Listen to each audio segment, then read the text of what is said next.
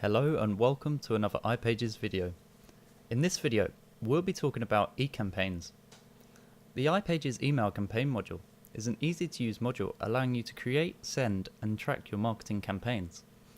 Its drag and drop functionality allows you to quickly and easily structure your email and add your desired content. With the iPages email campaign module, you'll be able to create your desired look easily and effectively. Before I begin, let me briefly explain the three things that sit within this module. Firstly, we have campaigns. This is essentially where you'll build your campaigns and view any statistics. Secondly, the mailing lists. This is where you'll set up your mailing lists, for example, your UK and US customers. And finally, the blacklist.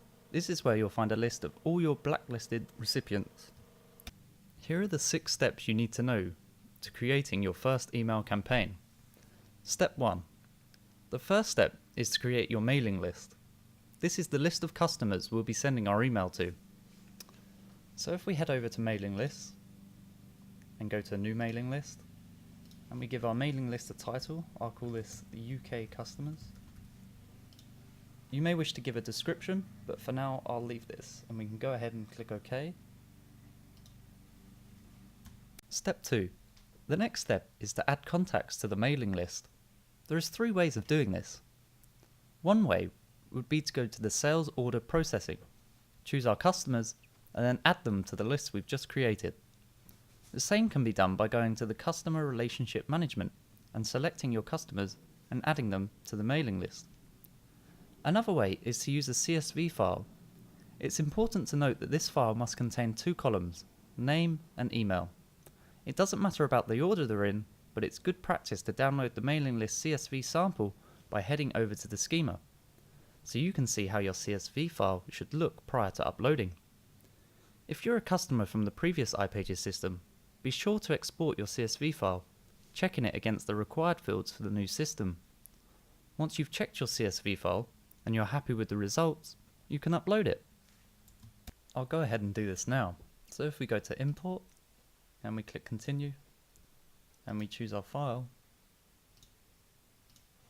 and we open, and we click continue. Here we can check that the correct fields have imported. Once we're happy with this, we can continue. And as you can see, it says congratulations, your import has completed successfully. So we can go ahead and go back to our mailing list by going to members, and as you can see, it's imported my test email. The next step is to create your email campaign. So if we head over to campaigns, as you can see, here's an email I created earlier. I'll go through with you the steps that I took to create this basic email. So if we go ahead and go new, and we give our email campaign a title, I'll call this video tutorial 2. The email subject, I'll call it's here. From the name, iPages admin.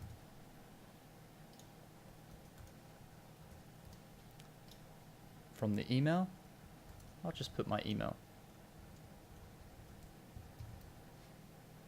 And we choose the mailing list that we've just created, so UK customers. And then we can go ahead and click OK. Here's where you'll design your email. Before we begin though, we'll need to head over to the eCampaign settings. To do this, let's go to settings and eCampaign. Here, we'll be able to choose where our test email goes. So I'll go ahead and put this in now.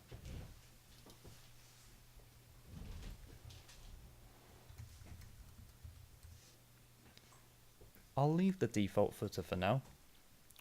Next, we can go to the appearance, where we'll be able to customize our text styles. And if we click edit, as you can see, you'll be able to choose your font, change your sizes, and choose your appropriate colors. I'll go ahead and leave this for now. If we go to custom styles, this is a style sheet which is appended to your HTML email. So if you know HTML and CSS, you'll be able to use this style sheet for your email campaign. Now that we're done in settings, we can head back to our email campaign and begin building.